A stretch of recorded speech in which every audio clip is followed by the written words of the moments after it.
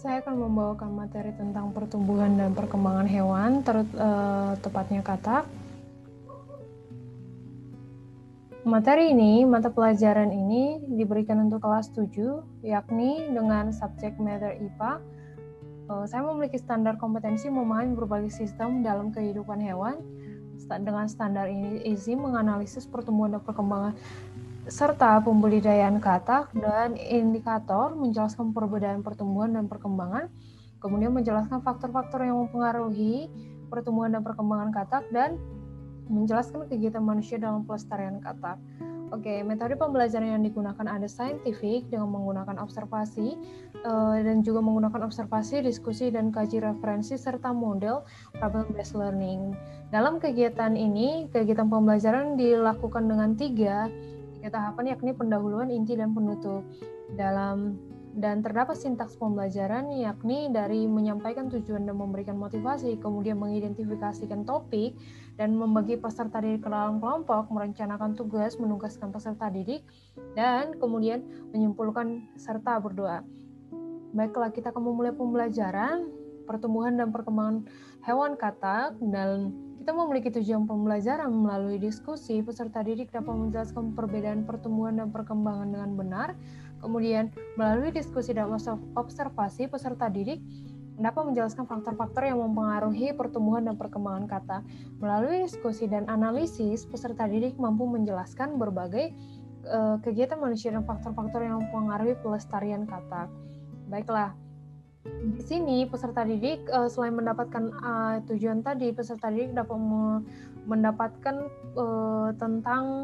mempelajari tentang metamorfosis sempurna dan tidak sempurna. Nah, bagaimana kelanjutannya? Pasti yang belum pernah mendengar ini merupakan sesuatu yang baru, dan bagi yang sudah mendengar kita akan mempelajari lebih dalam. Oke, kita masuk ke materi. Kita akan mempelajari pertumbuhan dan perkembangan.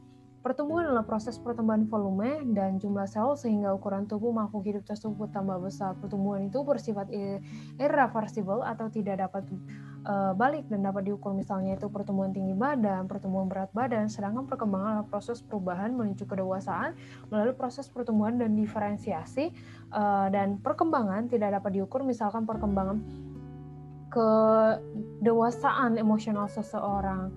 Oke, kita masuk ke metamorfosis katak. Katak adalah hewan yang hidup di dua alam, di darat dan juga di air. Dalam proses hidupnya, katak mengalami beberapa perubahan yang signifikan dari bentuk dan juga hidupnya. Nah, proses tersebut dinamakan metamorfosis sempurna karena menjadi hewan yang berbeda ketika ia semakin dewasa.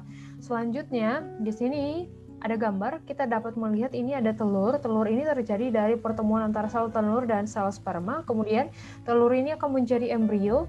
Nah, telur-telur ini seperti ada gel yang ada bintik hitam di tengahnya, dan fase ini terjadi selama 21 hari. Kemudian setelah itu telur-telur tersebut akan menetas dan kemudian menjadi kecebong yang menempel tanaman air. Kemudian mereka akan memiliki insang sebagai organ pernapasan, ekor kecebong yang semakin bertambah panjang seperti ikan ya. Kemudian kakinya akan tumbuh di bagian belakang. Nah, fase ini terjadi selama 3 minggu. Dari fase ini ukuran kecebong tadi akan bertambah besar, kemudian mereka akan di kaki depan mereka akan muncul, ekornya semakin pendek dan dia akan menjadi katak muda, yang artinya ekornya itu sudah tidak ada. Setelah dalam fase ini terjadi sekitar 6 minggu, dan setelah dia menjadi katak muda, dia akan pindah ke daratan, dan di daratan ini dia akan mencari lawan jenis untuk kawin, dan setelah kawin mereka akan menghasilkan telur. Nah, fase ini terus terjadi. Oke, kita akan masuk ke video metamorfosis katak, bisa dilihat ya di sini. Tulang belakang yang hidup di dua alam, yakni di air dan daratan. Katak mengalami metamorfosis sempurna karena adanya perbedaan yang jelas antara tahap-tahap perkembangannya. Selanjutnya kita akan mempelajari budidaya katak bullfrog. Setelah tadi menonton video dari metamorfosis katak, kita akan mempelajari katak bullfrog. Katak bullfrog ini adalah salah satu katak yang dibudidaya untuk dikonsumsi dan diperjualbelikan, yang artinya katak bullfrog ini memiliki nilai ekonomis, memenuhi konsumsi di pasaran. Nah, seperti apa? Kita bisa lihat ya videonya. Ini bullfrog, kodok bullfrog. Jadi ini perbandingannya dengan kodok hijau lokal kita. Usia yang sama-sama 1 tahun, tapi lihat Katak lembu atau Rana Catesbeiana shell awalnya diintroduksi ke Indonesia dari Taiwan. Marak dibudidayakan di Indonesia untuk memenuhi pasar nasional dan ekspor. Katak lembu memiliki kandungan protein hewani yang sangat tinggi, rendah kolesterol, dan mengandung beragam mineral dan kalsium.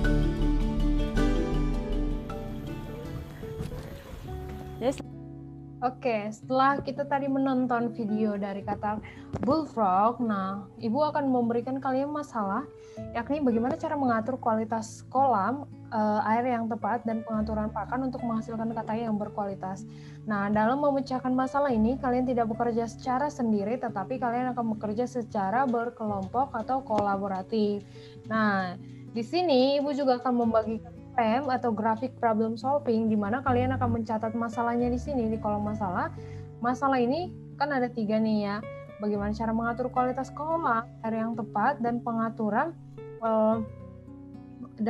pakan untuk menghasilkan katak yang berkualitas. Nah, 3-tiganya taruh sini. Kemudian kalian cari ide umum. Ide umum ini dapat ditemukan di jurnal, di buku, di majalah, atau di koran, bahkan di YouTube. Dan kalian tuliskan semua ide-ide yang kalian dapatkan di sini. Kemudian dari ide-ide tersebut disaring. Setelah kalian saring, tulis ide terbaik kalian di sini. Dan pastinya dari banyak ide ini pasti didapatkan beberapa ide terbaik. Kemudian dari ide terbaik tersebut saring lagi serta elaborasikan. Oke. Jika ada pertanyaan lebih lanjut tentang tugas dan materi yang sudah dibagikan, boleh ditanyakan lewat grup WhatsApp. Sekian, sampai jumpa di minggu depan, dan terima kasih.